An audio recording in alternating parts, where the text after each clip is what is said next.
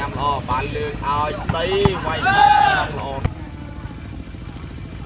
អាចយូនេះសេត1ជីណាណូឈ្នះសេត2គេមានជ័យឈ្នះបាទលេខសេវាបញ្ចូលមកបាទលេខឲ្យតាមខៃខាងដែរទៅវាយពាក់លេខ8បន្ទុកខាងបន្ទាយមានជ័យ3ទល់នឹង2បាទសេវាលេខចេញពីនេះបាទចូលបញ្ញាល្អមែនទេបាទថ្នាក់ខែឲ្យអាឡាមទៅក្រោយទៅយកបានវិញល្អមែនទេដល់មានតែដាក់ទៅនឹងបណ្ដោយលឹបបាទចូលស្អាតមែនទេ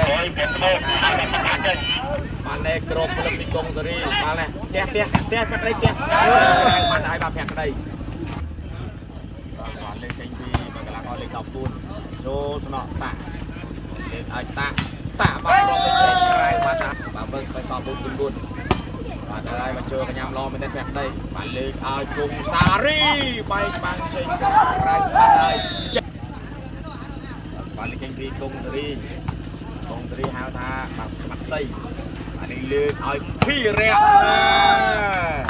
លេខចេញពីកន្លងអស់លេខ10ចូលបន្ទុកខាងណាណូ6ទល់នឹង4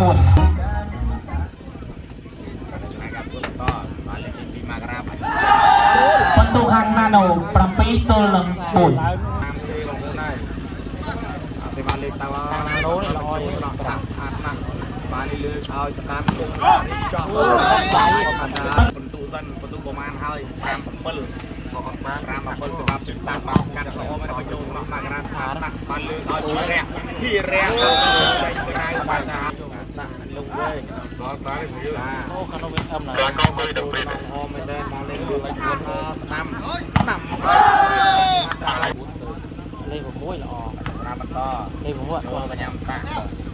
បានលើកឲ្យតាលើកចូលបាញ់បន្ទុកខាងណាណូ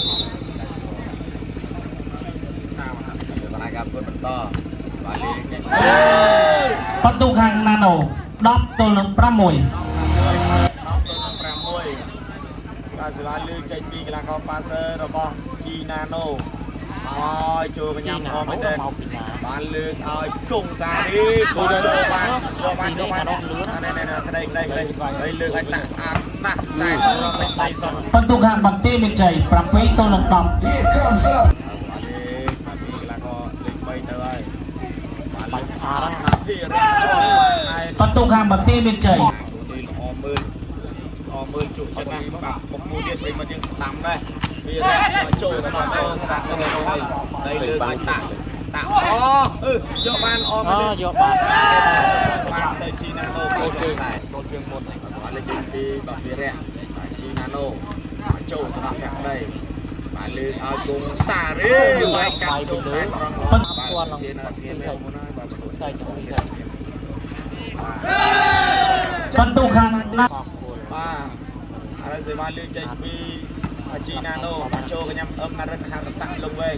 បានលើកឲ្យតាក់បន្ទុកសេវាមកគ្រាប់ទៀតឲ្យកន្លោះសម្លាញ់ចូលមែនទេបានលើកឲ្យណែខ្សែត្រង់ដីបន្ទុកខាងបន្ណាស់ស្អាតប្រិមត្តសេវាលេខចេញពីគុំសារីទៅឲ្យចេញក្រៅបានទៀតបន្ទុកក្រុមឈ្នះបានយកលេខ1លេខ2បាទបញ្ចូលកញ្ញាក្តីបានលើកឲ្យគុំសារីបាទក្រុមនេះល្អបន្ទុកខាងបន្ទាយមានជ័យ11ទល់នឹង14បាទលេខ2